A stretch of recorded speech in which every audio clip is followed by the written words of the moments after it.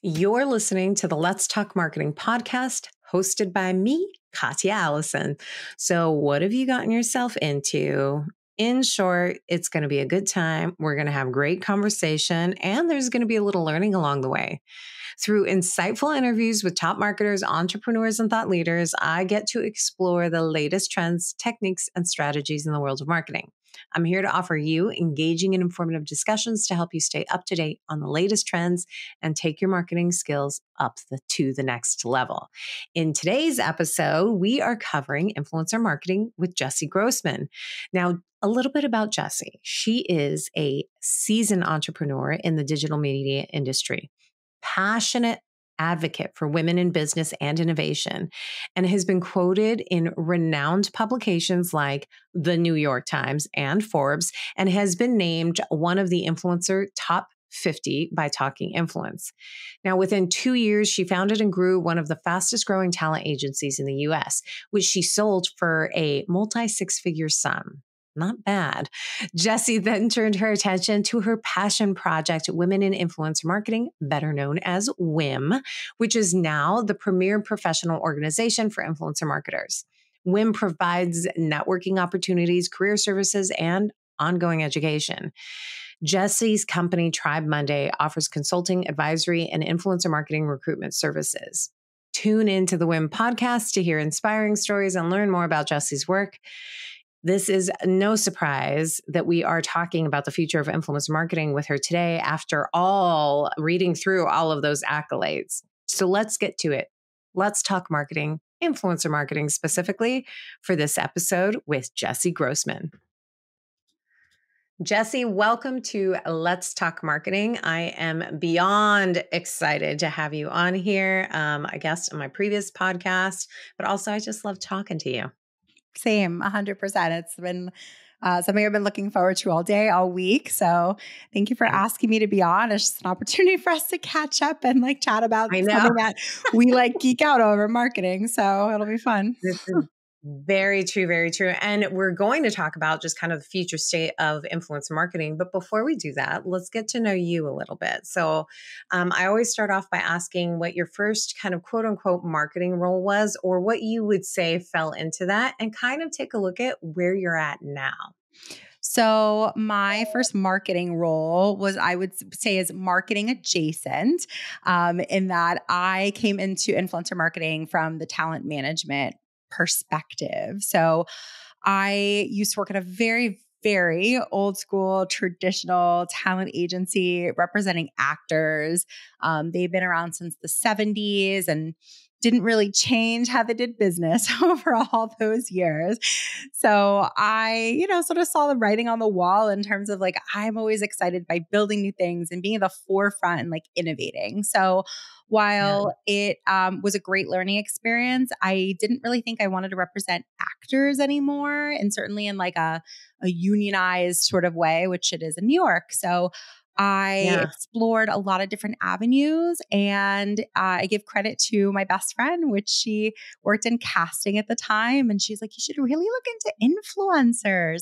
She's like, we're being asked to find influencers and we don't even know who to go to. And maybe you could represent influencers. So I give myself credit for being a good listener. I'm not necessarily the one who will think of the idea per se, but I'll run with it. And so I love it. So I ran with her idea. The company I worked for gave me enough resources to get started. They were very skeptical, just didn't understand it. I get it. And then, I was there for a couple years building that department. It still exists to this day. And the only reason I left was to start my own agency. And then that was, I guess, my entry point into influencer marketing.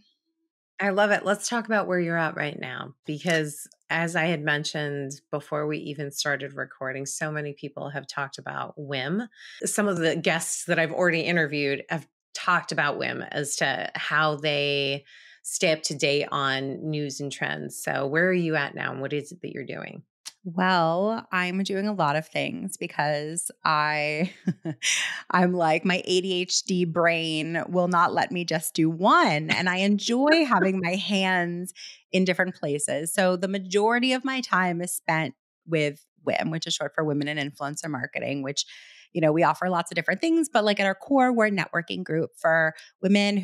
who hire influencers or advocate for influencers. So that business side of everything. And within that community, it's like, worldwide. And we offer like in-person events, which is like nothing beats in-person networking and Yeah. that sort of experience. But we do offer also offer virtual events because not everybody's in New York or LA or Chicago where we host these things. So it's nice for Yeah. them to feel as if they have a seat at the table and can continue learning regardless of location. So we are hosting all sorts of virtual events and have a whole library, in fact, of them from, I think we're up to like 45 plus like master classes and panel discussions. And, it's like the goal, I guess, of WIIM is connection. That's one of the main Yeah. things. So, like, of course, professional connection and,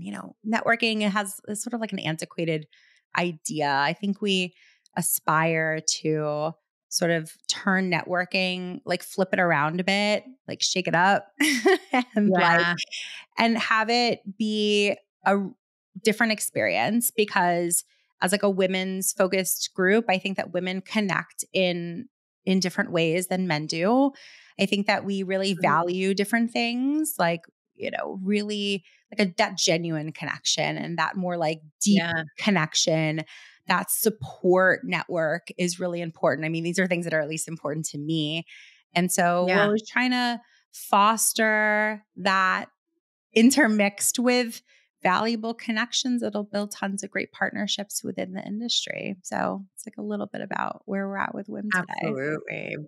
Valuable connections, invaluable resources, I will say as well too. And I think to your point, like I think as women, it's networking and connecting without expectation on the other ends that I think is such a core piece to all of the members that I've ever engaged with. The amount of people that are willing to step up and answer a question or, like share their thoughts on literally anything on a daily basis. I mean, that's one of my favorite things to do is to either go through the Slack channel or like the Facebook group and be like, all right, because it helps me keep up to speed as well too, and be like, oh, I didn't have that question, but I'm real curious about the answer. So I love it.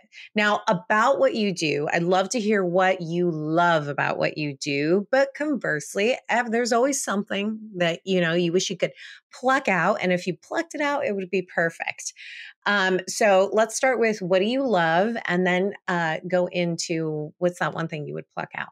I like how you say that. Let's pluck it out. It's just a Just little bit. gently Because you know what? I don't pluck want to it be out. negative. I don't want to be negative. I don't want you to say that you hate it. But we all have that one thing. Like, oh, if I could just pluck that out, I would never do that. Please, girl. I got like 100 things I would pluck. I'm like, let's not be so gentle. We don't have to be. So, okay. So the things that I like about it, I like really feeling, I like feeling like I'm really making a difference. Yeah. I'll bring it back to like when I first moved to New York. And I was in theater. Not everyone like really knows that about me. Like I graduated with a BFA in theater. So I moved to New York with Interesting. aspirations, of being a director in theater, like on Broadway, and like worked my ass off to do that, but also like had a job that was like my money making job to like pay the bills because you don't make money Yeah. directing theater when you first moved to New York. And I think that, I gave myself this like very arbitrary, like year-long deadline of this, like, the job that would pay my bills.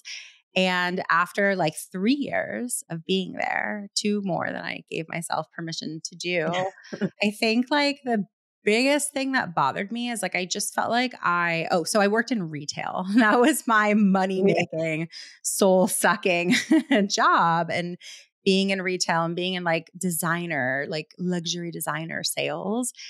And I just felt like look, maybe I wasn't going to make the difference right away doing theater because it's like a very insular community. And et cetera, et cetera. Yeah. But like, I wanted to make some sort of difference. I wanted to make some sort of impact.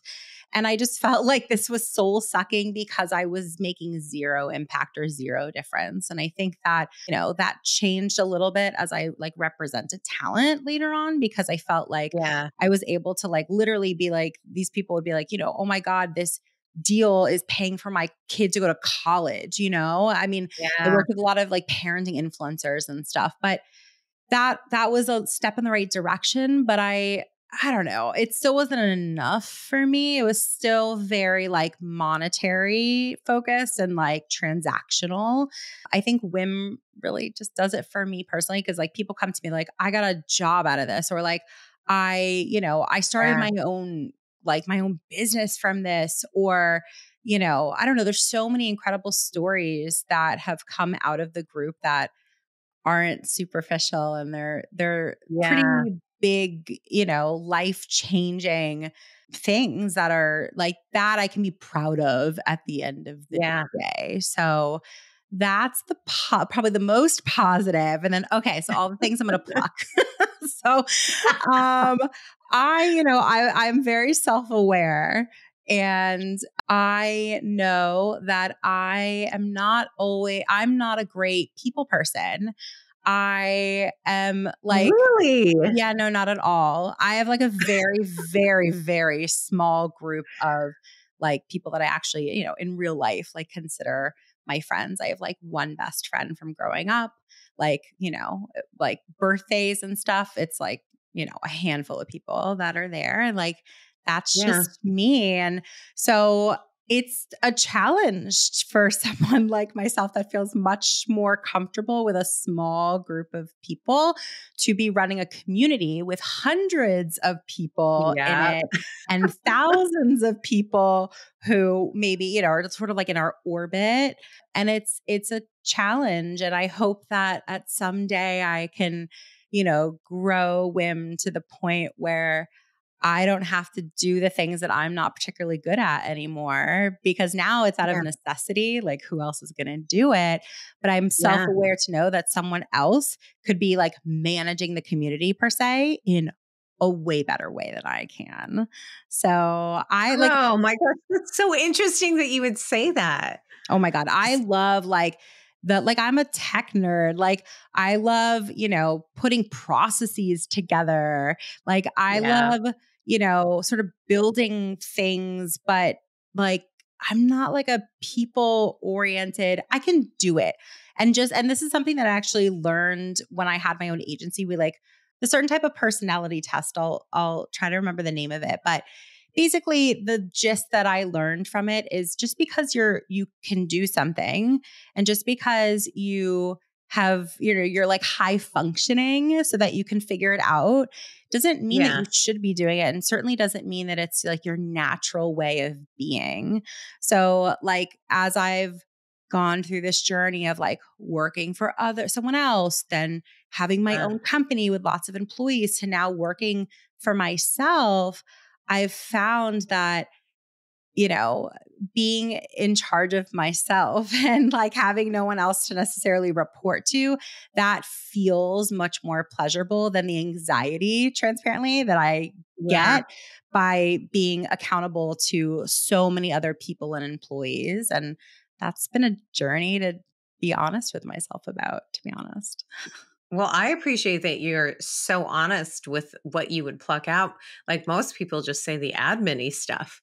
You know what I mean?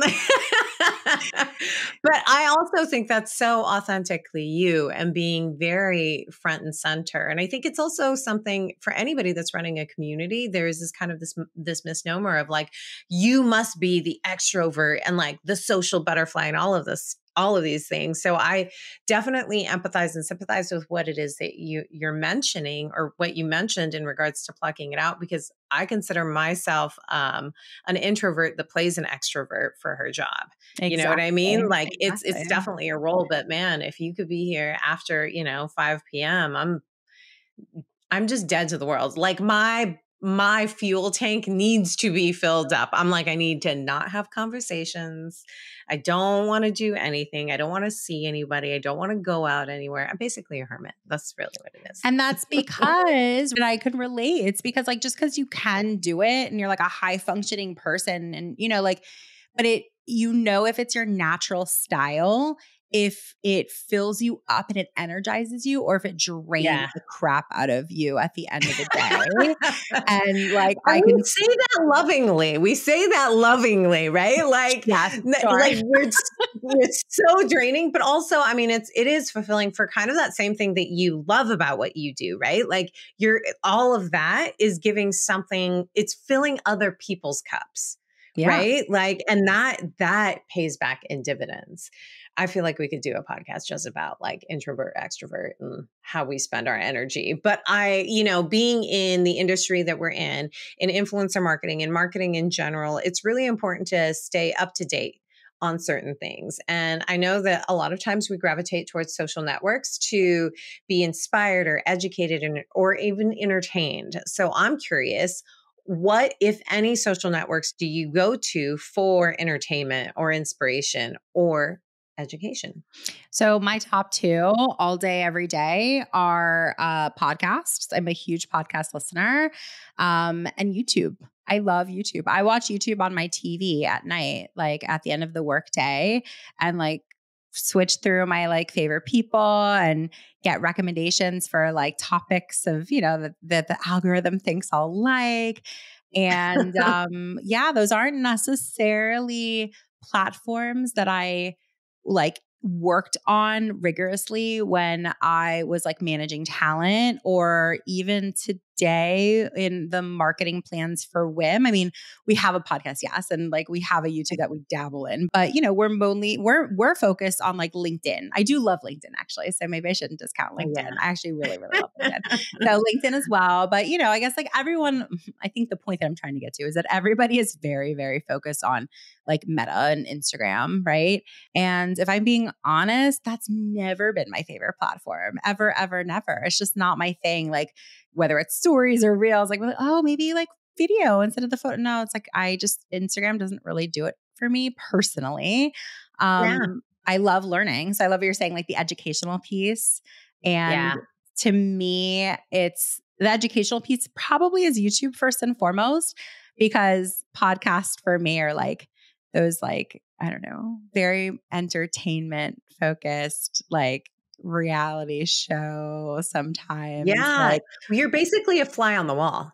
I feel yeah. like as a podcast, like, and especially like just having a conversation. I mean, I think these are the best conversations where I forget that we're recording, which sometimes can lead me to say certain things, but it is entertaining and very educational as well too.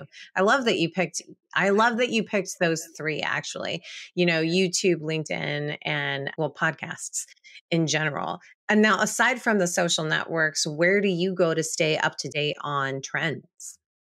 So there are actually like a couple really interesting accounts that I follow on Twitter of all places, and I actually just set up like alerts. So I just get pinged a lot from these like very specific accounts that keep me up to date in terms of like, new platform releases or things that Instagram is testing. There's some Yeah. really cool accounts where they like reverse engineer things so they can figure out like what Instagram's testing. And it's sort of like the reality Steve of like social media.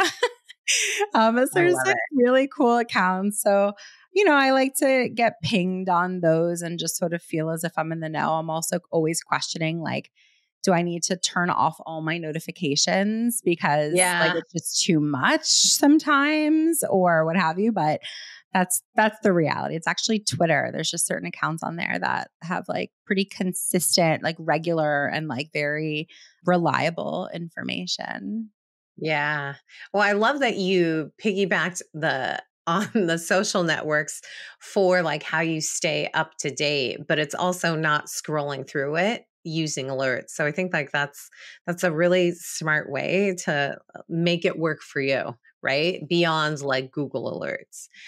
Well, this is fantastic. Are you ready to talk strategy? Let's talk the future of influencer marketing. I think the importance of collaboration and community building to be really successful in influencer marketing is incredibly important. But I'd love to hear what you think is really important as far as like being successful with influencer marketing. I mean, it's a great question. And I don't know. I feel like I've been privy to a lot of conversations lately, especially where people, myself included, have been a Mhm. little like discouraged by the amount of progress that's been happening in influencer marketing. And um, a lot of the same struggles that we had like literally 10 years ago still exist to this day. And it's like, why? Like, Yeah. how? There's so many brilliant minds that are working in this industry. Like, how is that even possible? And I feel like one of the answers is collaboration. You talk about community. I equate that to collaboration. And I think that, some might have a brilliant idea, but if there's not someone to execute it and then there's not someone to market it and get it in front of the right people and all of these things, and it's just not going to see the light of day, or it's not going to be as successful as it may have been if they found the right partners. I've also personally Yeah. experienced what having terrible business partners can do. So, there's just like as you get older and you progress in your career and you learn just more and more about business, I think that it becomes abundantly clear to me at least that it's really complex and there's so many Yeah. variables that have to sort of come together in the right way for something to be successful.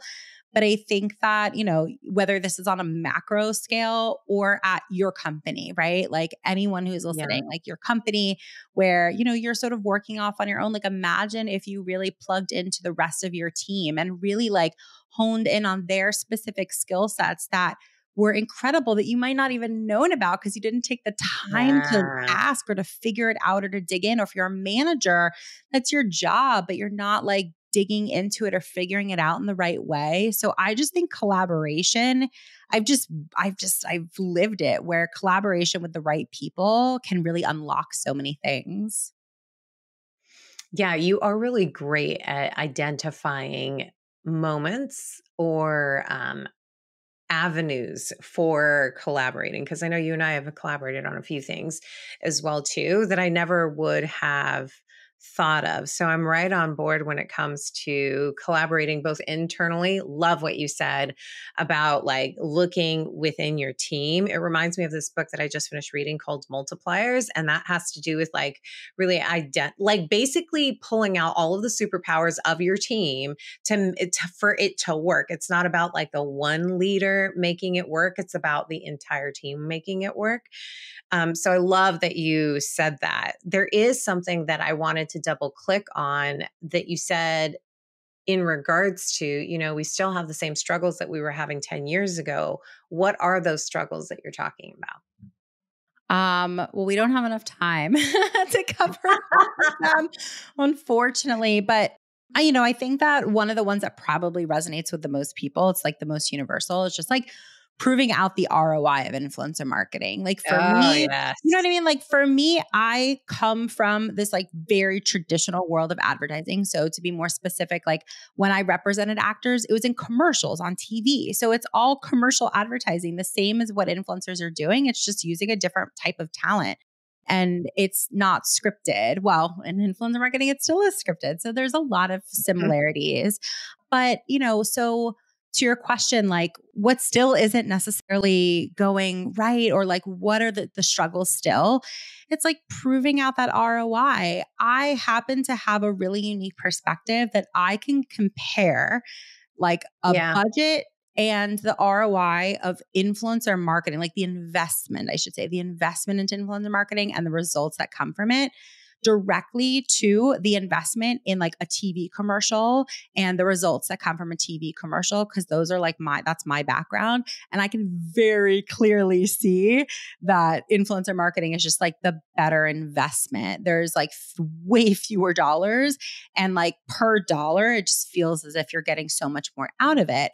But not everyone necessarily has that. And like, that's fine. I think that, Yeah. you know, the issue becomes that there's sort of like a divide in my mind. There's creatives, which make up the majority of influencer marketing, and there's not enough Yeah. people who think like analytically and are like data driven. And this is an interesting conversation that I have had in the past couple of weeks with a few people. This is a tough pill to swallow, to like, people don't like hearing this, but I just think that people aren't people struggle with data. And I Yeah. mean that because people want data to just tell a certain story. And if the data that they see doesn't tell the story that they want it to say, then people can be very dismissive of that data and or just not utilize it to maybe optimize what they've been doing or change things or what have you. I feel like people are missing the mark there. And that I've seen continuously. There is a Yes. lot of data out there in terms of influencer marketing and how it's performing. And there's so many different data points that we can take into consideration.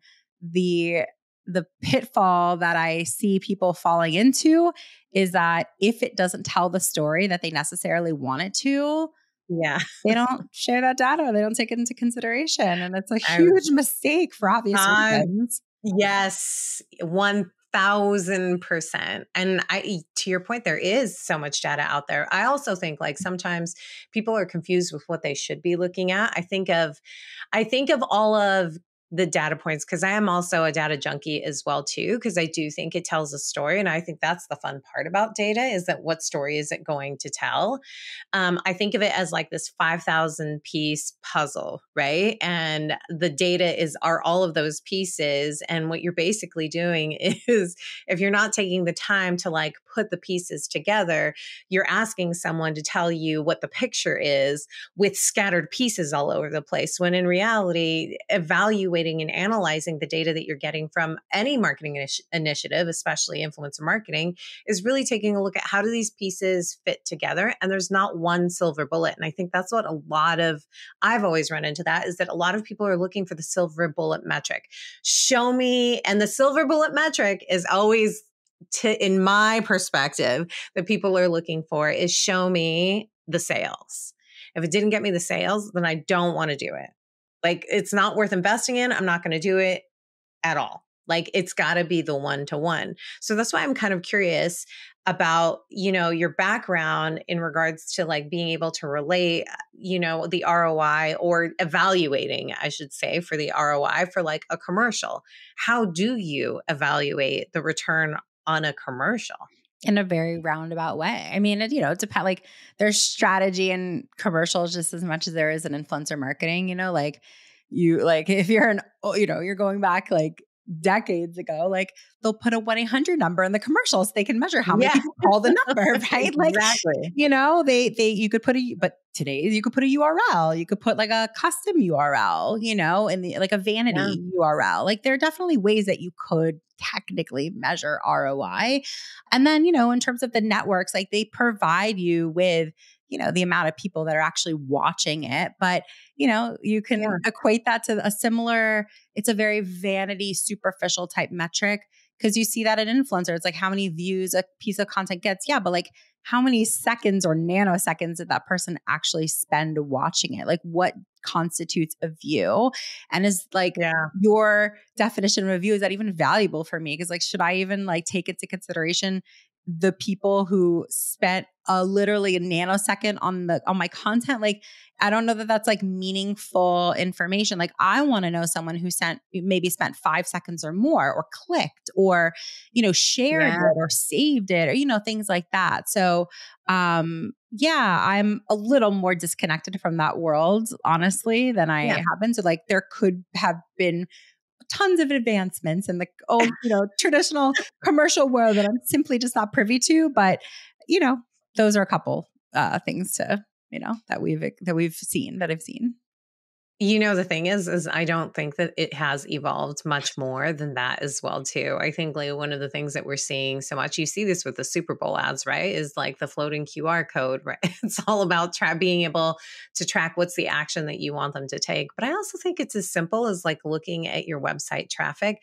But I feel that strongly with influencer marketing as well too. Like are people searching on your website for that thing that your influencers are posting about? Are you being strategic with the campaigns that you're pushing out so that you can evaluate the traffic that's coming into your website? So it's really kind of figuring out who's walking through your front doors. I sort of like really respect so much like the people in influencer marketing who consider themselves like strategists and the people who like Yeah. genuinely look at every partnership with fresh eyes and, Yeah. have a ton of experience behind them to pull from to say like, wow, like in this one campaign, like we used a QR code, like that was crazy effective. Or like, we Yeah. had this sort of link or that sort of like call to action. Like there's just so many things that they sort of have in their back pocket.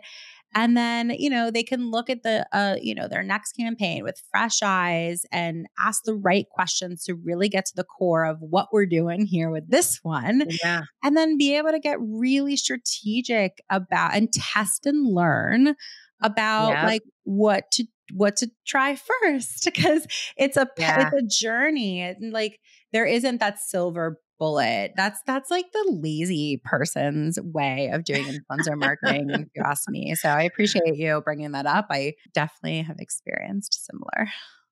Yeah, I think, every marketer listening definitely feels the struggle of trying to prove that what you're pushing out is working because, it takes time. It takes time to really be effective. It takes time to build a brand as it should. I think of it like from like this is going to sound so ridiculous, but I think of it from like even like a weight loss point of view, right? If I'm going to lose 20 pounds in a matter of weeks, I'm going to also gain it really quickly. Now versus being able to like lose a pound a week, I am better able to maintain it and like adjust, control it. Like, oh, like this is what happened this week, and this is what you know what I mean?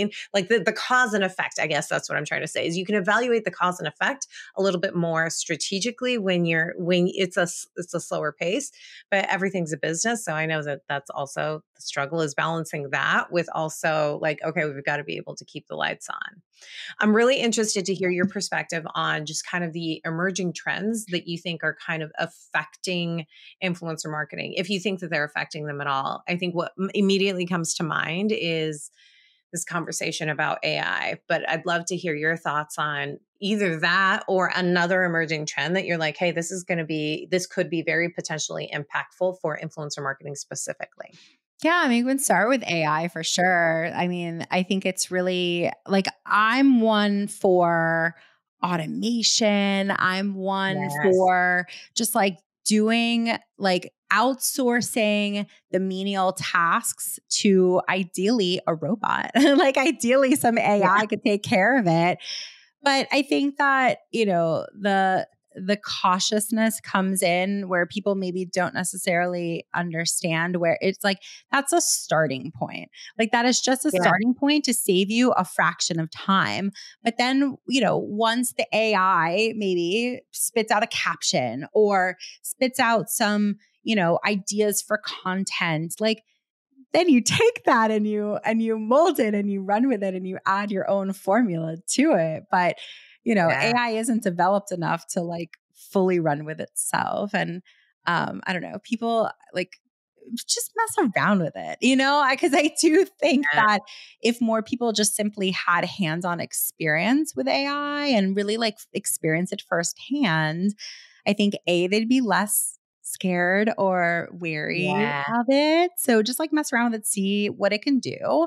And then like I feel as if just like exploring the concept I think of the fact that time saving, like time is just like the most valuable thing that we have on Yeah. this planet in my opinion.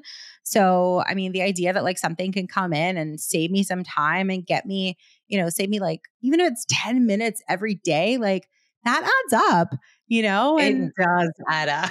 it It adds up. does. And, you're talking about like even, the bottom line of a business, like if that, that's 10 minutes of all of my people, like all my team every single day, like that equates to dollars as well. And I just think Yeah. that, AI fascinates me. It's something that like is literally incorporated into my home. I've got all my, if I say her name that starts with an A, she'll start talking to me right now. So I won't.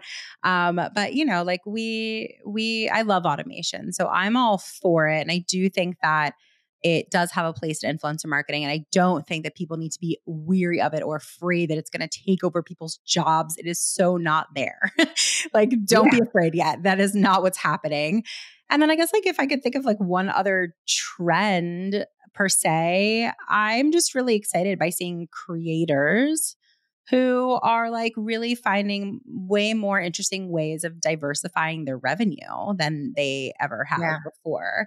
I think that for the longest time, influencers were so way, way, way too heavily reliant upon brand partnerships.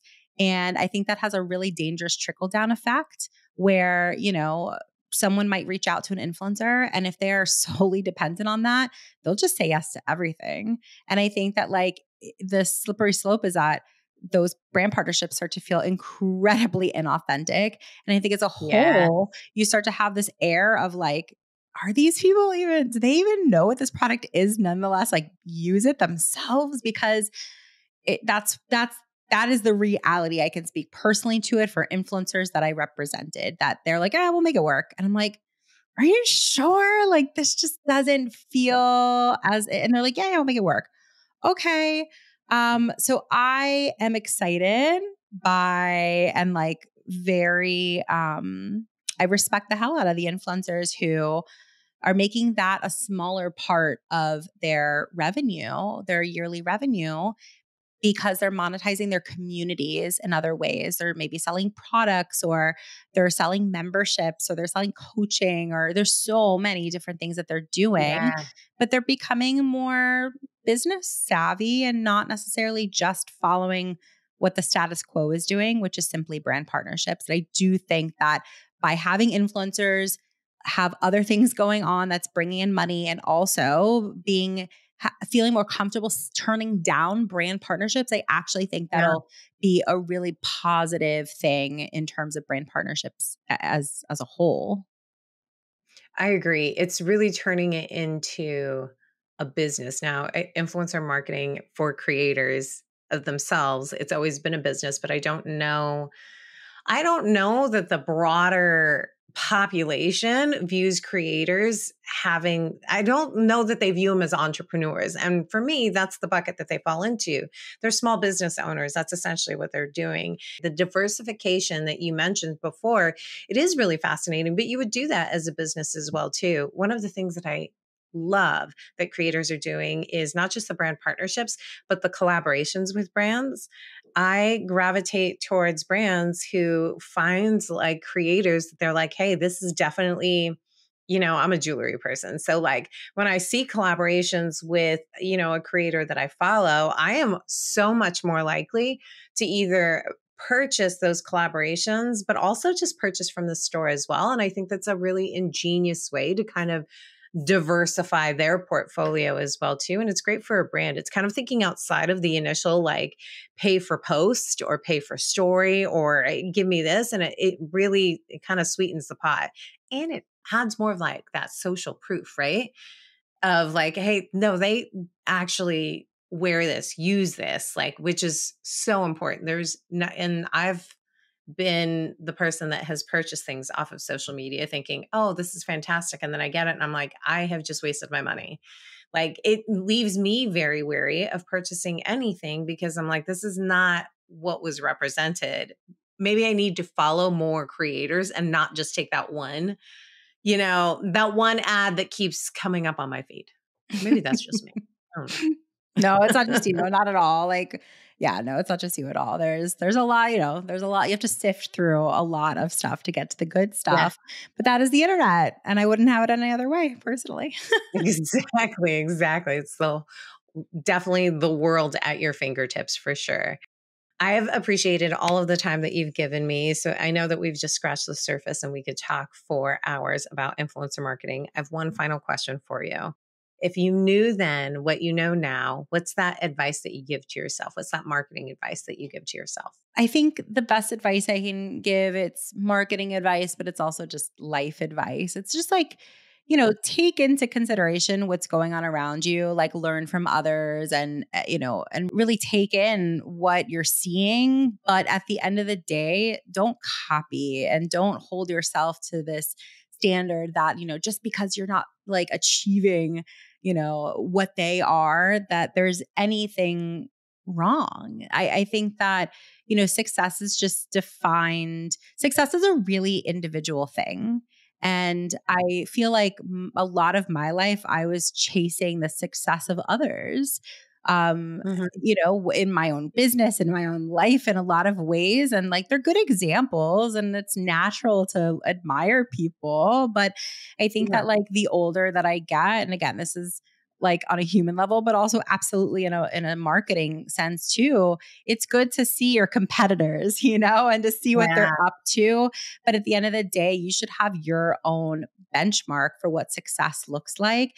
And what I've witnessed as well, especially when I was representing influencers and now I coach managers and I tell them this all the time, is like actually the more unique you are, the more of an asset you are, the more valuable Yeah. you are. So I feel like we're taught to sometimes go in the complete wrong direction. And this is one of those areas. I just feel like define your own success and actually lean into how you're like nobody else. And that will at the end of the day make you the most valuable. Absolutely. Be your authentic self. It's a whole lot easier than pretending to be somebody else. And it's the way that you make the biggest splash. I cannot thank you enough for taking the time to just sit with me and talk shop about influencer marketing. Thank you so much. Oh my gosh. Anytime, anytime. Thank you. It is always great to talk to Jessy. Definitely a friend of the podcast and personally, she's amazing. So, are you ready for the key takeaways? I've got them for you. Number one key takeaway: micro influencers can be highly effective for brands. Macro influencers with millions of followers may seem like the ideal choice for influencer marketing campaigns. Micro influencers with smaller but highly engaged audiences can be just as effective, if not more so. Now, this is because micro influencers tend to have a more authentic relationship with their followers and are seen as more relatable and more trustworthy. They tend to have a higher engagement rate as well too with their audience. Number two, collaboration and transparency are essential. For influencer marketing to be successful, it is crucial to establish a collaborative and transparent relationship between the brand and the influencer. This means setting clear expectations, discussing creative direction, and being upfront about compensation and expectations. Transparency is also the key when it comes to disclosing sponsored content and ensuring that the influencer's followers are aware of any sponsored posts. Number three, measuring ROI is critical. I think that we all know this. It's all about the bottom line, right? So we do have to be able to measure the return on investment of working with influencers. Measuring the success of influence marketing campaigns is really essential to determine ROI and optimize any of the future campaigns that you have. Metrics such as engagement rate, reach, and sales can be used really to evaluate that success or the success of the campaigns that you're putting on. And brands should be willing to adjust their strategy based on that data, right? It's making data informed decisions. It's also essential to track the effectiveness of different types of influencers and content formats to identify what's working for you and what's not. What's not can be just as informative as what is. I'd love to hear the key takeaways that you pulled from this particular episode. Be sure to reach out to me on LinkedIn, Katya Allison, or, post it as a review on Apple. You can listen to this podcast on YouTube, Spotify, or wherever you listen to podcasts. Special thank you to my podcast producers, the amazing team at Content Allies. Check out the episode page to learn a little bit more about Jessy and how you can get in touch with her. Thank you so much for spending your time with me today. Until next time, may the conversation flow, the laughter linger, and the outlook remain optimistic but grounded in reality. This is Katya signing off.